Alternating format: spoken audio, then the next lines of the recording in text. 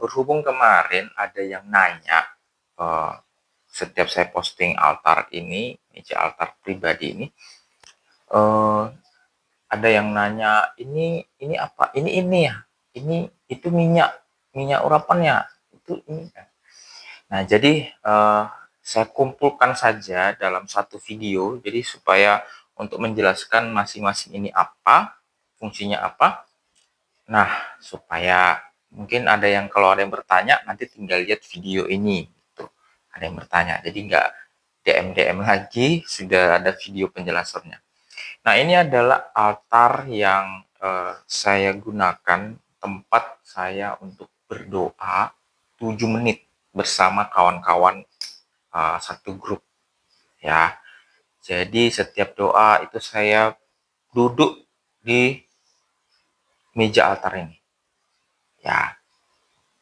Nah, di atas meja ini ada beberapa benda yang tolong garis bawahi adalah benda ikonik atau simbolis. Jadi benda-benda di sini tidak mempengaruhi jawaban doa. Jadi kalau doa saya terkabul itu bukan karena benda-benda yang ada di sini. Itu tidak mempengaruhi. Seperti Yesus bilang, setiap orang yang telah menerima mujizat, Yesus selalu berkata, imanmu lah yang menyelamatkan engkau. Pergilah dengan selamat, imanmu menyelamatkan engkau. Pergilah dengan selamat, imanmu menyelamatkan engkau. Nah, lagi-lagi jawaban doa adalah tergantung iman kita. Jadi ini tidak ada hubungannya dengan jawaban doa. Ini hanya media, sarana, atau simbolis, ikonik ya. Nah, uh, jadi saya pertegas dulu. Jadi ini supaya tidak ada hubungannya dengan jawaban doa atau pengabulan doa. Ya, dengan begini doa saya bisa terkabul tidak. Kawan-kawan yang doa online sama saya, doanya terjawab juga tidak ada hubungannya dengan ini. Tidak ada pengaruh dari sini. Nah, tapi saya akan menjelaskan karena ada pertanyaan-pertanyaan itu kemarin DM mengenai peralatan-peralatan ini ya, equipment di atas meja altar pribadi ini saya akan jelaskan. Nah, seperti biasa, jadi kalau setiap doa online itu pastinya kan menggunakan handphone ya. Nah, jadi handphone itu ini ada tripod handphone. Ini tripod handphone untuk supaya meletakkan handphonenya. Nah, ini berdiri di sini. Jadi ini adalah tripod handphone untuk komunikasi sama kawan-kawan satu grup. Jadi kita doa itu selalu ada beberapa orang ya, ada 6 lebih 10 bahkan ada yang pernah sampai 15 pernah. Nah, ini adalah tempat handphone ya, udah tahu nih tempat handphone ya, nggak mungkin dijelaskan lagi. Oke, kemudian setelah ada tempat handphone saya akan jelaskan, lalu ada, nah ini ada buku. Nah, jadi dulu doa online itu kita mau doain apa gitu kan, tanya sama kawan-kawan dulu nih. Nah, ini ada kita saya siapkan buku. Buku ini adalah buku note untuk mencatat apa-apa aja topik doa mereka, topik doa kawan-kawan yang mau didoakan. Ya, di sini ada pulpennya ya, bisa lihat ya. Ini ada pulpen, lalu nanti tinggal tulis di sini. Nah, dulunya seperti itu gitu. Topik doanya apa? Tulis. Tapi sekarang sudah dari form online. Jadi sudah tidak ada dari buku note ini. Tapi catatannya masih ada nih. Saya tahu nih doa-doa si ini, si ini, si ini. Nggak apa-apa, untuk arsip aja. Nah, ini dia tempatnya. Kemudian saat doa online itu saya hidupkan lilin. Nah, ini dia lilinnya.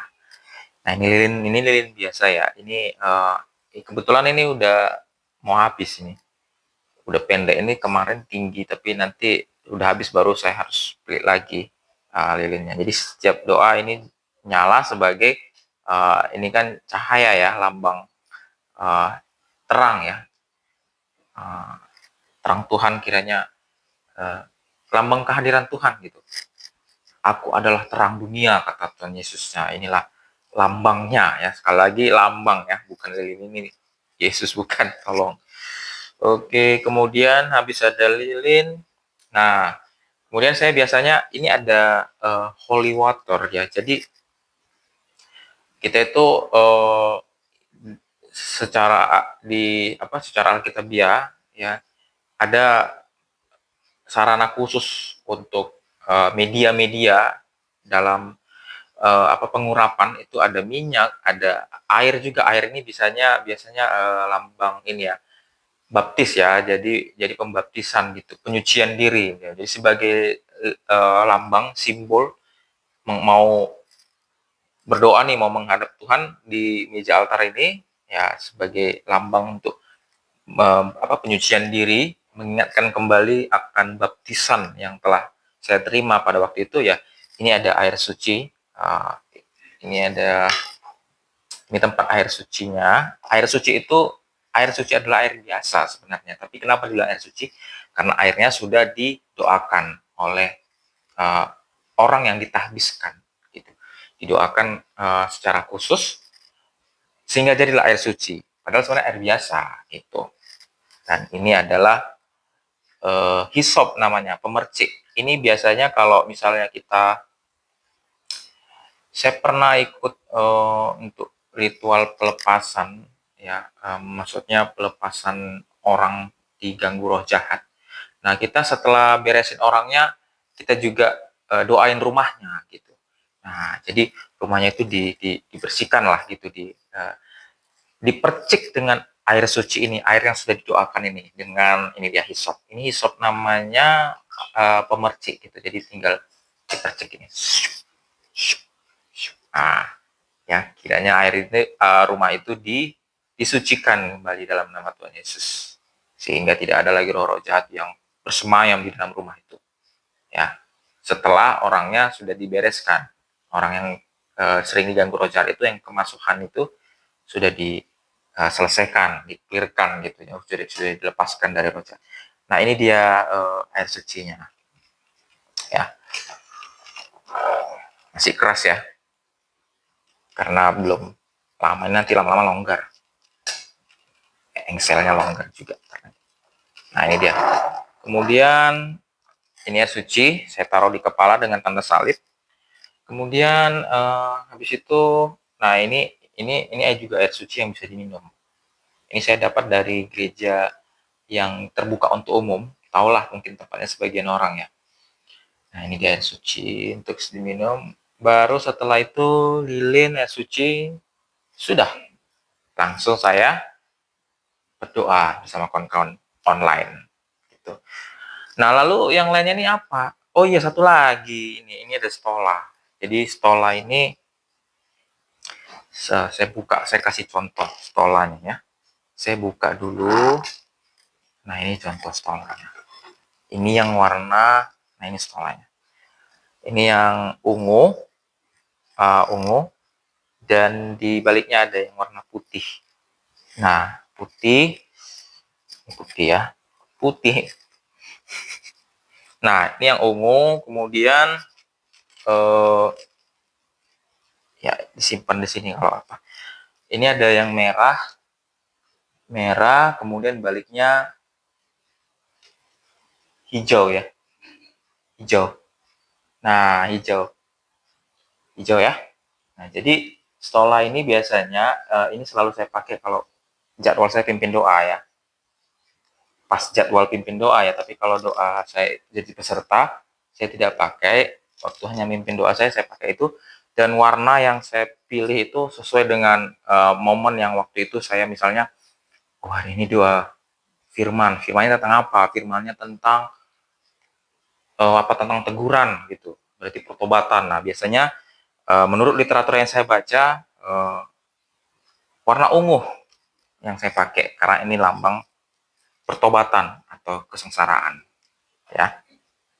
Nah, putih biasalah kan kalau doa pengakuan, biasanya itu hari Sabtu doa pengakuan saya pakai stola yang putih, lambang penyucian dari dosa-dosa ya, namanya doa pengakuan yang mengakui dosa, dan seterusnya begitu dia.